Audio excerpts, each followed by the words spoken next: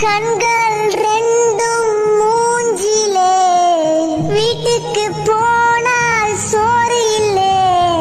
kitchen முழுக்கா தேடினேன் குண்டால கைய விட்டு நோண்டுனேன் இது நியாயமா வயிறு காயுமா 2 தோசையாச்சு சுட்டு போடுமா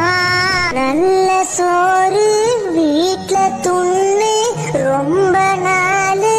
ஆனதே 4 நாளா பட்னியாயிருந்து வயிறு வெந்து போனதே கறி குழம்பும் போனது மீன் குழம்பும் போனது சாம்பார துண்ணு புட்டு வாடினேன் பிரியாணி போனது குஸ்காவும் போனது தண்ணிய குச்சி புட்டு தூங்கினேன் ரசமே ரசம்